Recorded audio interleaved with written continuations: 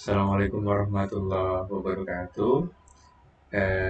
Perkenalkan, eh, saya akan membacakan karya tulis ilmiah sebagai syarat dalam pengumpulan tugas semester 3 ini untuk mata kuliah bahasa Indonesia.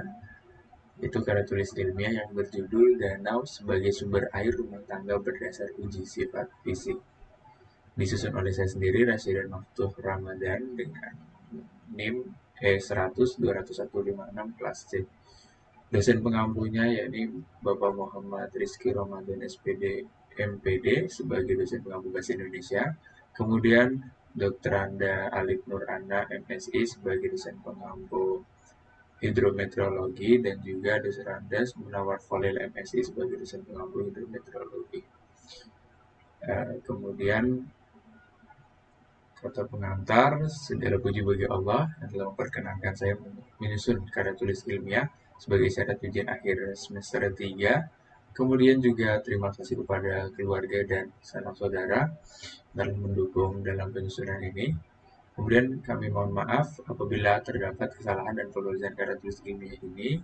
Kami mengharapkan kritik dan saran yang membangun kualitas belajar kami ke depannya. Saya susun di Yogyakarta, tanggal 30 Desember tahun 2021. Atas nama saya, Rasyidan Maftuh Ramadan.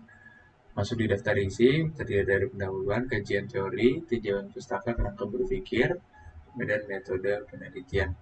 Masuk di pendahuluan, yang pertama latar belakang. Latar belakangnya pada kondisi geografis Indonesia yang dikelilingi oleh lautan dengan persentase 3/4 yang membuat Indonesia menjadi kaya akan sumber air. Pada kajian kali ini akan fokus dalam pemanfaatan air danau sebagai sumber air rumah tangga. Upaya pemulihan kebutuhan air oleh manusia dapat melalui pemanfaatan air danau. Air merupakan faktor penting dalam pemenuhan kebutuhan vital makhluk hidup, diantaranya sebagai air minum dan keperluan rumah tangga. Air yang digunakan harus bebas dari kuman dan tidak mengandung bahan beracun. Air bersih merupakan air yang digunakan untuk keperluan sehari-hari yang kualitasnya memenuhi syarat kesehatan dan dapat diminum setelah dimasak. Ini saya ambil dari Peraturan Menteri Kesehatan. Alhamdulillah, nomor 82 tahun 2001. Rumusan masalah pemanfaatan air embung waduk dan danau sebagai air multiguna dalam kedudukannya sebagai sumber daya alam. Tujuannya sendiri memenuhi kebutuhan air masyarakat, terkhusus air rumah tangga. Dalam pemanfaatannya, kebutuhan air, dalam manfaatnya, yakni untuk pemenuhan kebutuhan air terpenuhi dan dikelola dengan tepat guna. Kajian teori tinjauan pusaka dan kerangka berpikir. Kajian teorinya yang pertama ada macam-macam danau berdasarkan jenis airnya.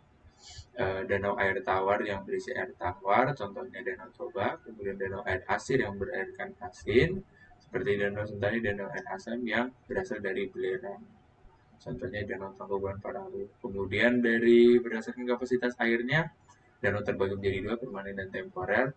Yang permanen yaitu kapasitas airnya tidak dipengaruhi oleh musim, sementara temporer bersifat fluktuatif, meluap ketika musim hujan dan surut ketika musim kemarau.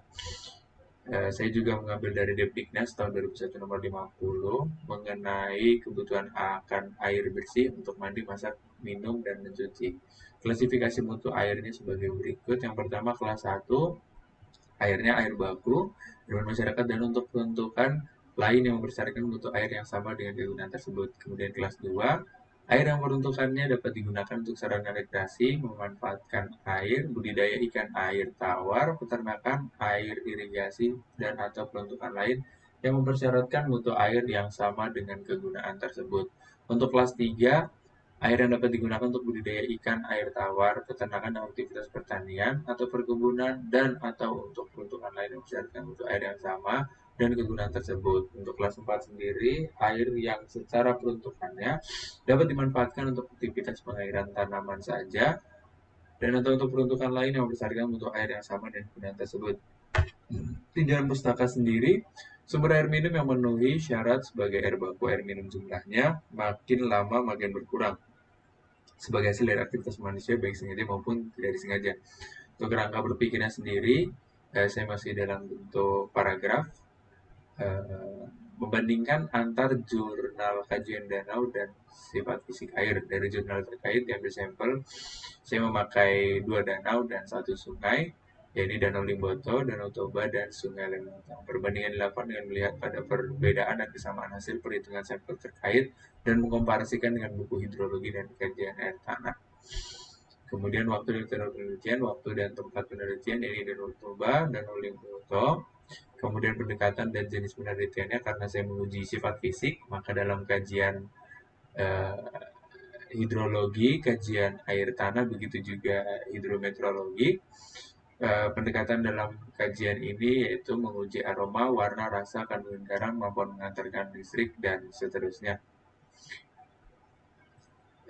Data dan sumbernya saya menggunakan 3 buku dan juga 3 jurnal. Buku yang pertama yaitu Konservasi Tanah dan Air edisi kedua karya Arsyad tahun 2010 yang diterbitkan IPB Press di Bogor. Kemudian buku yang kedua yakni Hidrologi Air Tanah karya Purnama tahun 2010 diterbitkan di Yogyakarta dengan penerbit Canisius. Kemudian buku yang ketiga diterbitkan oleh Fakultas Geografi UGM Yogyakarta dengan judul Hidrologi Dasar karya Suyono, begitu juga jurnalnya ini eh, yang dilakukan tahun 2021, perbandingan kualitas air Danau Toba dari segi kimia dan fisika. Itu karya Setiaji dan Siri Moringo. Kemudian karya Mas Riantini dan Sari dan Imtinan, analisis kualitas fisik air Sungai Lematang. Kemudian yang terakhir Hasim, Kasim, dan Neode 2017 dengan kajian evaluasi konsentrasi logam berat merkuri di sedimen dan perairan Danau Limboto.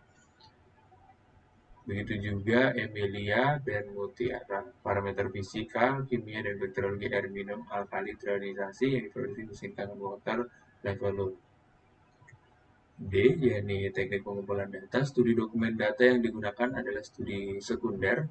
Ini hasil perhitungan yang sudah ada lalu menelaah kembali sesuai tujuan penelitian. Karena pandemi seperti ini, jadi saya lebih memilih untuk melakukan studinya sendiri, yaitu studi dokumen data. Yang digunakan adalah data-data jurnal yang sudah ada, jadi datanya sekunder untuk menghindari pola penyebaran COVID.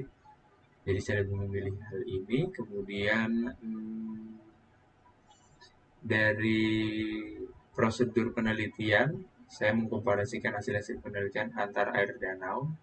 Seperti yang tadi saya sampaikan bahwa sampel saya yakni Danau Toba, Danau Limboto, dan Sungai Lematang. Dari pengkajian sementara, saya dapatkan bahwasanya sampel yang saya uji itu, jurnal-jurnal yang saya bandingkan itu masuk di kelas 1 dan kelas 2 dalam klasifikasi mutu air, dikarenakan